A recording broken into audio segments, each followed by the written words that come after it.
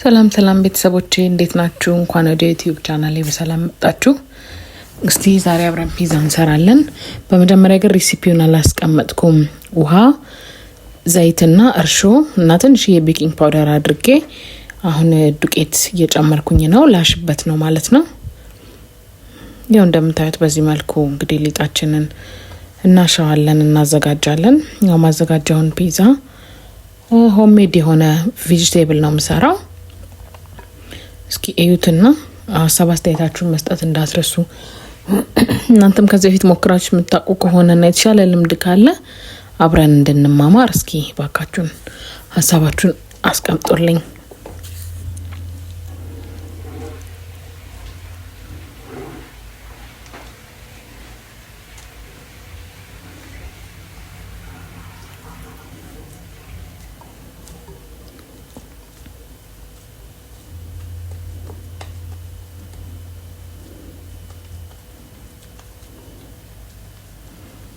እንግዲህ እንደምታዩት ሊጣችን ቆንጆ ተደርጎ ታሽቷል። እንደዚህ ከርነውና ለአንድ ሰዓት ያህል አቆየዋለሁኝ።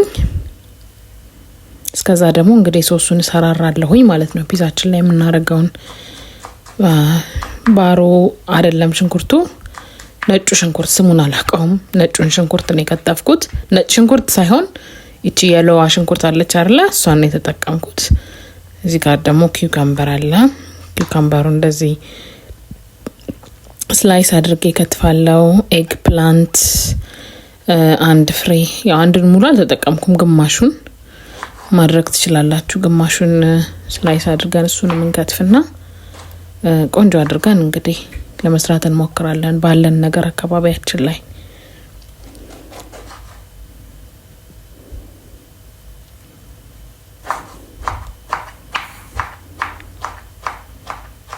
እናንተ ምን አይነት ፒዛ ትወዳላችሁ? እሱንም ኮሜንት ቦክስ ላይ ብታስቀምጡልኝ በጣም ደስ ይለኛል። ከዛ ደግሞ ባል ፔፐር አለ፣ ይሄ ቀዩ ቃሪያ የማያቃጥለው ማለት ነው። እሱንም ግማሹን ነው ጨምረው ቀጠን አድርገን እጥፍ አድርገን እንደዚህ ቆርጠን እናዘጋጃለን።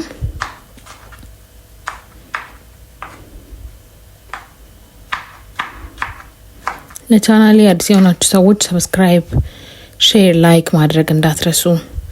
ካሮትም አንድ ፍሬ አዘጋጅቻለሁ። እሱንም እንደዚህ ፍቅፍቀን እንጨምረዋለን የምንሰራው ሶስ ላይ ማለት ነው። እንግዲህ እንደምታዩት ሽንኩርት እየተቆላላ ነው። በመጥበሻ ነው የምሰራው በደንብ ክሊር ሆኖ እንዲታየን ማለት ነው። ከዛ ኪውካምበር፣ ኤግ ፕላንት ገበጃ ነው የምንለው ማለት ነው።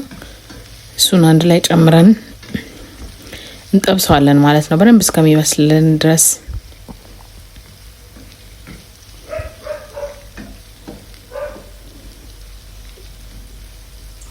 እስከዛ የፒዛውን ቂጣ እንደዚህ ጠፍጥፈን እናዘጋጃለን ምጣዳችን ላይ ከማድረጋችን በፊት። እኔ ለመጋገር የእንጀራ ምጣድ ነው የምጠቀመው። እንግዲህ ሌሎቻችሁ ደግሞ የተሻለ ነገር ካላችሁ አይሆፕ በጣም የተሻለ ይሆናል ብዬ አስባለሁ። እኔ ግን ያው ቤት ውስጥ ሆምሜድ የሚዘጋጅ ስለሆነ በእንጀራ ምጣድ ተጠቅመን ነው ምናበስለው ፒዛችንን። ይሄው እንደምታዩት ካሮቱም፣ ኪውካምበሩም፣ ኤግ ፕላንቱም፣ ባል ፔፐሩም ሁሉም ደርሶልናል። አሁን ምጣድ ላይ ጠፍጥፌው ያለው በዚህ መልኩ ሆት ሶሱን ጨምረዋለሁ። ሶሱን ጨምረዋለሁ ማለት ነው። የሰራሁትን ሶስ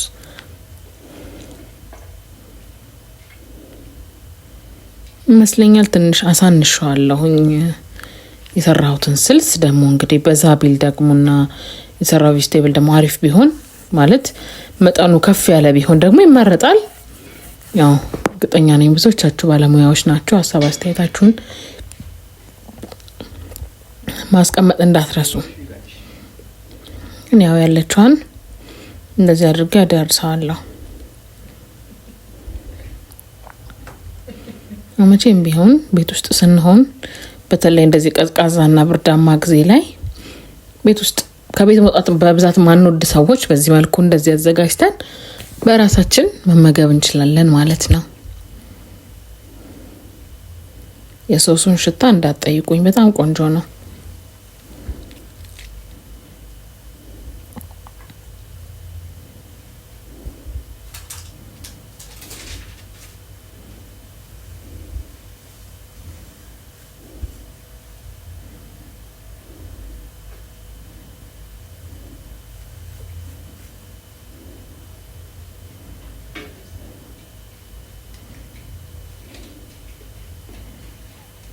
እንግዲህ እንደምታዩት እንደዚህ አድርጌ አዳርሻለሁ። ትንሽ አንሷል አይ ኖ።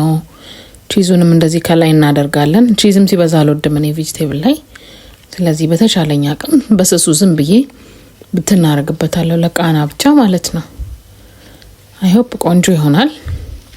ያው አሁን እንግዲህ ፒዛችን ደርሶ ወጥቷል። አሪፍ ሆኖ አበሳሰሉም በጣም ነው የሚያምረው። ቆንጆ ነው። ከስርም ያለው በጣም ቆንጆ ሆኖ ነው የወጣው። እንግዲህ በጣም የሚጣፍጥ ምግብ ሆኗል። ያ ሁላችንም እየተረባረብንበት ነው ያለነው እና እናንተም እንደዚህ በቤታችሁ ባለው ነገር አዘጋጅታችሁ መመገብ ትችላላችሁ። በሌላ በአዲስ ፕሮግራም እስከምንገናኝ ሰላም ሁኑ።